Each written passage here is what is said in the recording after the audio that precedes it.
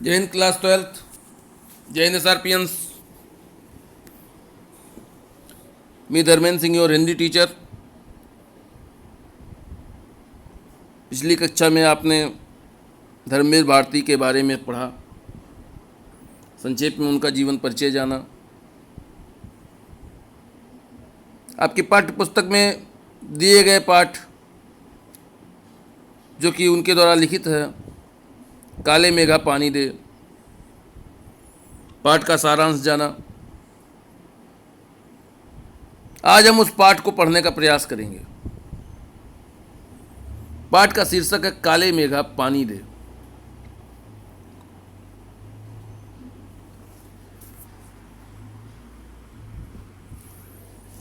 लेखक लिखता है, उन लोगों के दो नाम थे, इंद्र सेना या मेढक मंडली, बिल्कुल एक दूसरे के विपरीत। जो लोग उनके नग्न स्वरूप शरीर, उनकी उछल कूद, उनके शोर शराबे और उनके कारण गली में होने वाले कीचड़ कानों से चिढ़ते थे, वे उन्हें कहते थे मेढक मंडली। काना माने होता है कीचड़।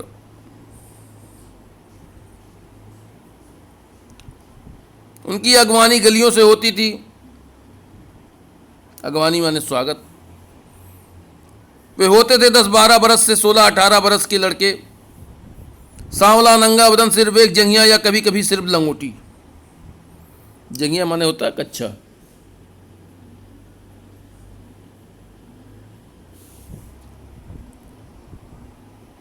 एक जगह इकट्ठे होते थे। पहला जयकारा लगता था, बोल गंगा मैया की जय। जयकारा सुनते ही लोग सावधान हो जाते थे।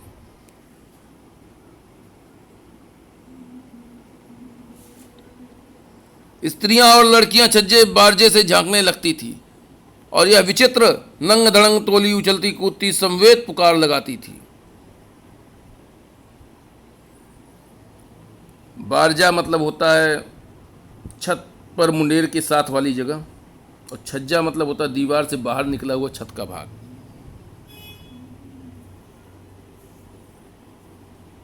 समवेत मतलब होता है सामूहिक रूप से।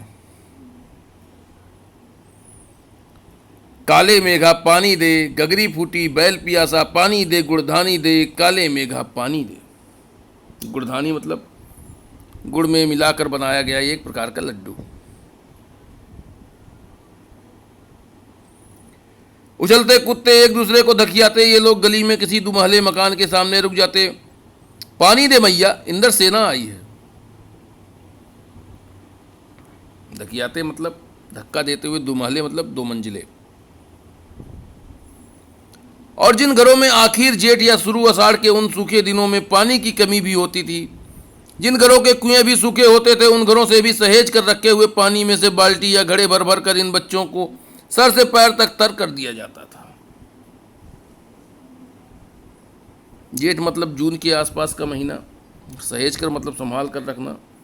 तर करना मतलब अच्छी तरह भिगो देना। ये भीगे बदन मिट्टी में लोट लगाते थे। पानी फेंकने से पैदा हुए कीचड़ में लथपथ हो जाते थे। लोट लगाना मतलब जमीन में लेटना, और लथपथ होना मतलब पूरी तरह से सराबोर हो जाना।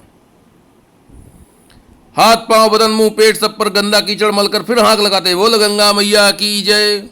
और फिर मंडली बांध कर कुचलते कूदते अगले घर की ओर चल पड़ते, बादलों को टेरते, काले मेघा पानी दे। वे सचमुच ऐसे दिन होते जब गली मोहल्ला, गांव शहर, हर जगह लोग गर्मी में भुन भुन कर त्राहिमाम कर रहे होते।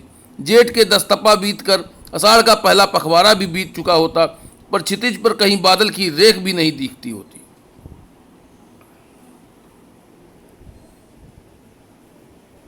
भुन भुन कर मतलब जल जल कर, ग्रीष्म से त्राहिमाम मतलब रक्षा के लिए गुहार लगाना।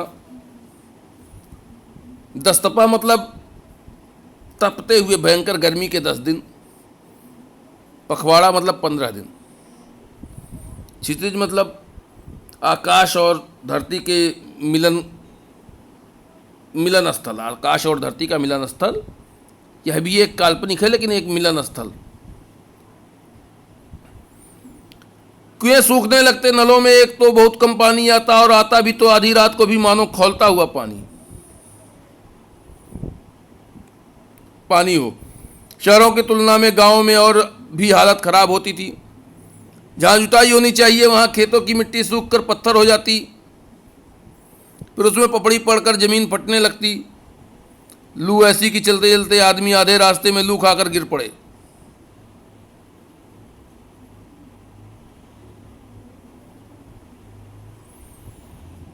ढोर डंगर प्यास के मारे मरने लगते, लेकिन बारिश का कहीं नाम निशान नहीं। ढोर डंगर मतलब होता है जानवर।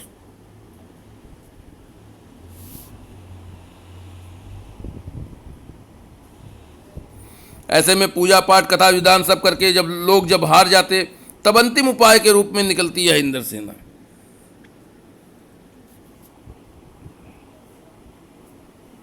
कथा विधान मतलब होता है धार्मिक आयोजन। वर्षा के बादलों के स्वामी हैं इंद्र, और इंद्र की सेना टोली बांधकर कीचड़ में लथपथ निकलती, पुकारते हुए मेघों को, पानी मांगते हुए प्यासे गलों और सूखे खेतों के लिए। पानी की आशा पर जैसे सारा जीवन आकर टिक गया हो। बस एक बात मेरे समझ में नहीं आती थी कि जब चारों ओर पानी की इतनी कमी है तो लोग घर में इतनी कठिनाई से इकट्ठा करके रखा हुआ पानी बाल्टी भर भर कर इन पर क्यों फेंकते हैं।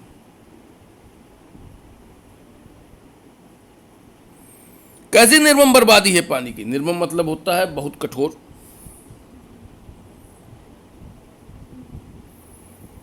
देश की कितनी क्षति होती है इस तरह के अंधविश्वासों से। कौन कहता है इन्हें इंद्र की सेना। अगर इंद्र महाराज से ये पानी दिलवा सकते तो खुद अपने लिए पानी क्यों नहीं मांग लेते। क्यों मोहल्ले भर का पानी नष्ट करवाते घूमते हैं। नहीं, यह सब पाखंड है, अंधविश्वास है। ऐसे ही अंधविश्वासों के कारण हम अंग्रेजों से पिछड़ गए और गुलाम बन गए।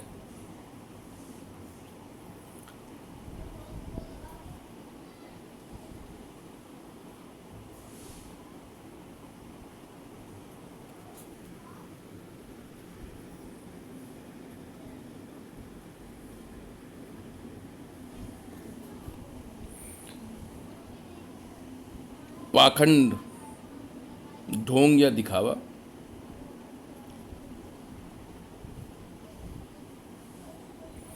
मैं असल में था तो इन्हीं मेढक मंडली वालों की उम्र का, पर कुछ तो बचपन के आर्य समाजी संस्कार थे, और एक कुमार सुधार सभा कायम हुई थी, उसका उपमंत्री बना दिया गया था। संस्कार मतलब होता है आदत। कायम माने होता है स्थापित करना। सो समाज सुधार का जोश कुछ ज्यादा ही था। अंधविश्वासों के खिलाफ तो तर्कस में तीर रखकर घूमता रहता था। तर्कस में तीर रखना मतलब सदैव हमले के लिए तैयार रहना। मगर मुश्किल यह थी कि मुझे अपने बचपन में जिससे सबसे ज्यादा प्यार मिला वे थी जीजी। यूं मेरी रिश्ते में कोई नहीं थी। उम्र में मेरी माँ से भी बड़ी थी, पर अपने लड़के बहू सबको छोड़कर उनके प्राण मुझी में बसते थे। और वे थी उन तमाम रीति रिवाजों, 30 त्योहारों, पूजा अनुष्ठानों की खान जिन्हें कुमार सुधार सभा का यह उपमंत्री अंधविश्वास कहता था। प्राण बसना मतलब बहुत प्रिय होना।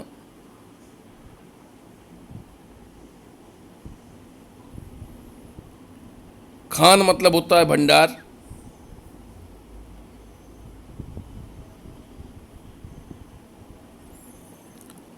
और उन्हें जड़ से उखाड़ फेंकना चाहता था, पर मुश्किल यह थी कि उनका कोई पूजा विधान, कोई त्योहार अनुष्ठान मेरे बिना पूरा नहीं होता था।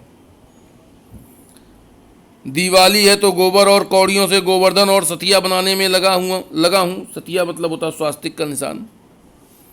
जन्माष्टमी है तो रोज 8 दिन की झांकी तक को सजाने और पंजीरी बांटने में लगा हूँ। हर छठ है तो छोटी रंगीन कुल्लियों में भूजा भर रहा हूँ।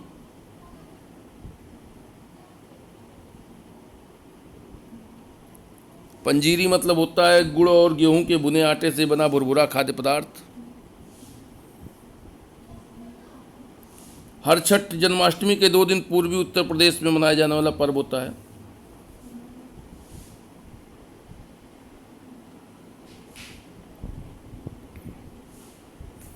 किसी में भुना चना, किसी में भुनी मटर, किसी में भुने अरवा चावल, किसी में भुना गेहूं। कुल्ली माने होता है मिट्टी का छोटा सा बर्तन। अरवा चावल मतलब बिना उबाले धान से निकाला हुआ चावल। जी यह सब मेरे हाथों से कराती ताकि उनका पुण्य मुझे मिले, केवल मुझे।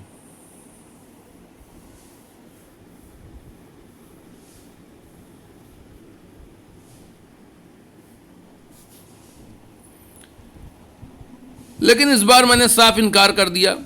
नहीं फेंकना है मुझे बाल्टी भर भर कर पानी इस गंदी मेढक मंडली पर। जब जीजी बाल्टी भरकर पानी ले गई, उनके बूढ़े पांव डगमगा रहे थे, हाथ कांप रहे थे, तब भी मैं अलग मुंह फुलाए खड़ा रहा। शाम को उन्होंने लड्डू मठरी खाने को दिए तो मैंने उन्हें हाथ से अलग खिसका दिया।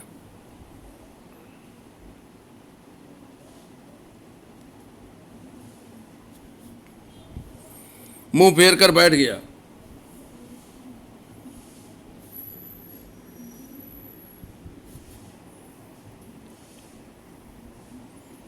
जीजी से बोला भी नहीं। पहले वे भी तमतमाई, लेकिन ज़्यादा देर तक उनसे गुस्सा नहीं रहा गया। तमतमाना का अर्थ होता है क्रोध में आना। पास आकर मेरा सर अपनी गोद में लेकर बोली, देख भैया, रूठ मत, मेरी बात सुन। यह सब अंधविश्वास नहीं है। हम इन्हें पानी नहीं देंगे तो इंद्र भगवान हमें पानी कैसे देंगे?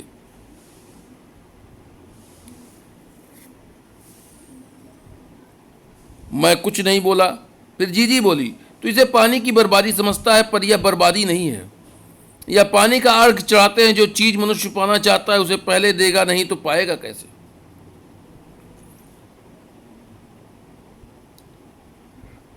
इसीलिए ऋषि मुनियों ने दान को सबसे ऊंचा स्थान दिया है। ऋषि मुनियों को काहे बदनाम करती हो जीजी? क्या उन्होंने कहा था कि जब आदमी बूंद बूंद पानी को तरसे तब पानी कीचड़ में बहाओ?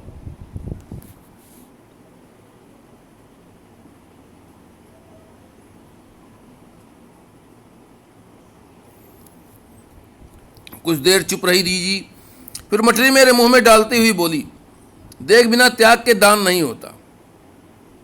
अगर तेरे पास लाखों करोड़ों रुपए हैं और उसमें से तू 2-4 रुपए किसी को दे दे, तो यह क्या त्याग हुआ? त्याग तो वह होता है कि जो चीज़ तेरे पास भी कम है, जिसकी तुझको भी ज़रूरत है, तो अपनी ज़रूरत पीछे रखकर दूसरे के कल्याण के लिए उसे दे। तो त्याग तो वह होता है, दान तो वह होता है, उसी का फल मिलता है।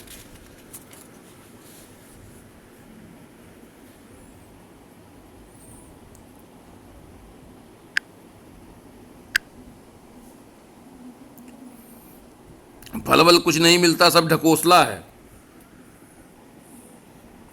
ढकोसला का अर्थ होता है दिखावा। मैंने कहा तो, पर कहीं मेरे तर्कों का खिलाफस्त होने लगा था, मगर मैं भी जिद पर अड़ा था। फिर जीजी बोली, देख, तू तो अभी से पढ़ लिख गया है। मैंने तो गांव के मदरसे का भी मुंह नहीं देखा, पर एक बात देखी है कि अगर 30-40 मन गेहूं उगाना है तो किसान 5-6 सेर अच्छा गेहूं अपने पास से लेकर जमीन में क्यारियां बनाकर फेंक देता है। उसे बुआई कहते हैं। या जो सूखे हम अपने घर का पानी इन पर फेंकते हैं, वह भी बुआई है। या पानी गली में बोएंगे तो सारे शहर कस्बा गांव पर पानी वाले बादलों की फसल आ जाएगी। हम बीज बनाकर पानी देते हैं, फिर काले मेघा से पानी मांगते हैं। सब ऋषि मुनि कह गए हैं कि पहले खुद दो, तब देवता तुम्हें 4-8 करके लौटाएंगे भैया। यह तो हर आदमी का आचरण है, जिससे सबका आचरण बनता है। आचरण मतलब व्यवहार। यथा राजा तथा प्रजा, सिर्फ यही सच नहीं है, सच यह भी है कि यथा प्रजा तथा राजा। कहने का तात्पर्य है कि ताली दोनों हाथों से बजानी चाहिए, तभी ताली बजती है। यही तो गांधी जी महाराज कहते हैं। जीजी का एक लड़का राष्ट्रीय आंदोलन में पुलिस की लाठी खा चुका था, तब से जीजी गांधी महाराज की बात अक्सर करने लगी थी।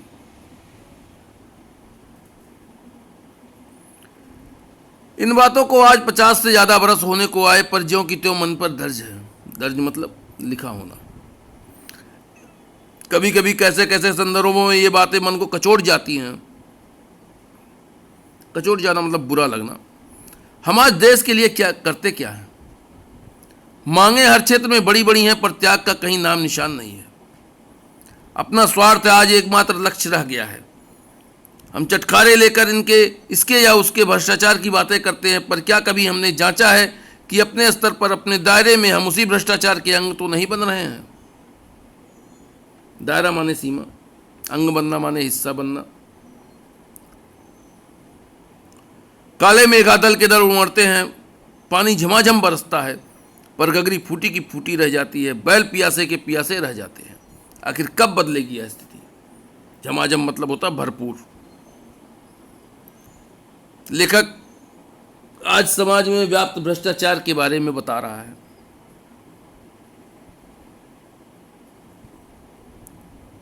ऊपर से शायद राजीव गांधी जी का अभिभाषण रहा होगा कि अगर ऊपर से 1 रुपया चलता है तो आम जनमानस तक जहां पे पहुंचना चाहिए उस तक पहुंचते पहुंचते वह उसको जो प्राप्त धन होता है वह 15 पैसे या 20 पैसे होता है। वही स्थिति आज भी है। लेखक वही कहना चाहता है कि पानी तो झमाझम बरसता है, पर गगरी फूटी की फूटी रह जाती है, बैल पियासे के पियासे रह जाते हैं।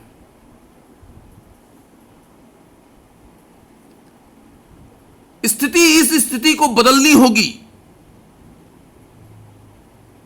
उस स्थिति को बदलने का कार्य हमको और आपको मिलकर करना होगा।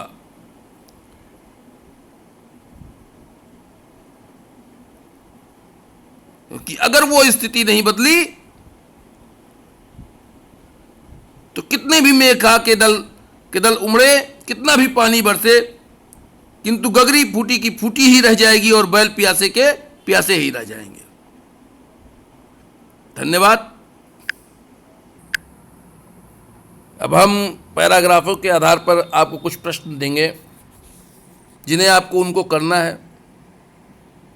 हर बार की तरह इस बार भी मैं आपसे यही कहना चाहूँगा कि अगर आपको लगता है कहीं आपको क्लिष्टता आ रही है, समस्या आ रही है, तो आप सायंकाल कमेंट के माध्यम से उसको पूछ सकते हैं। पहला प्रश्न आपका है, नंग दड़ंग टोली की समवेत पुकार में बैलों के प्यासे रहने को महत्व क्यों दिया गया है? पुनः सुन ले।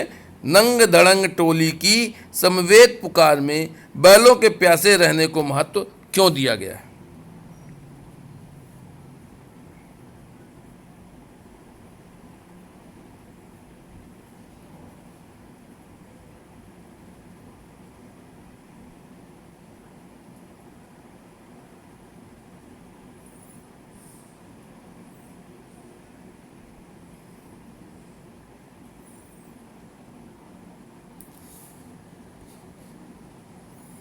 प्रश्न संख्या 2,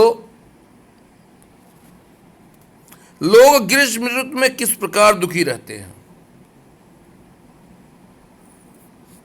लोग ग्रीष्म ऋतु में किस प्रकार दुखी रहते हैं?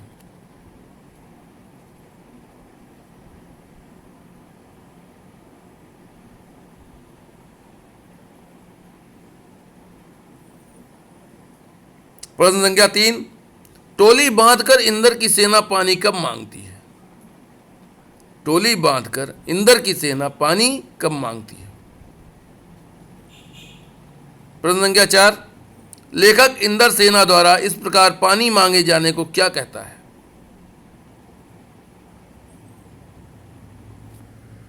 प्रश्न संख्या 5, जीजी कौन थी तथा लेखक के साथ जीजी का क्या संबंध था? जीजी कौन थी तथा लेखक के साथ जीजी का क्या संबंध था?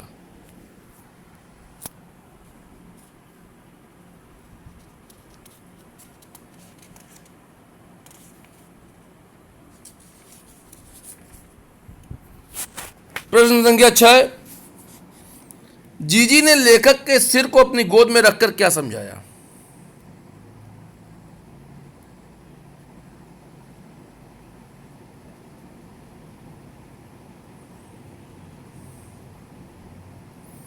जीजी ने लेखक के सिर को अपनी गोद में रखकर क्या समझाया? प्रश्न संख्या 7, किस प्रकार का दान उत्तम है और कौन सा नहीं? किस प्रकार का दान उत्तम है और कौन सा नहीं?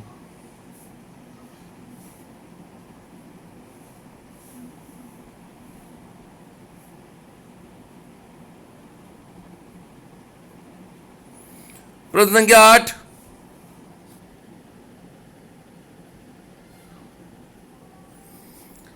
जीजी किसान के उदाहरण द्वारा क्या सिद्ध करना चाहती हैं?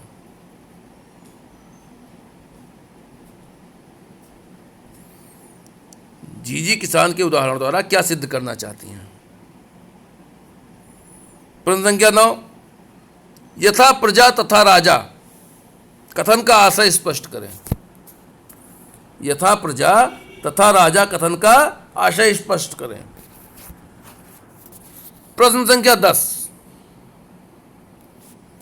गगरी फूटी की फूटी रह जाती है, बैल पियासे के पियासे रह जाते हैं, कथन का आशय स्पष्ट करें।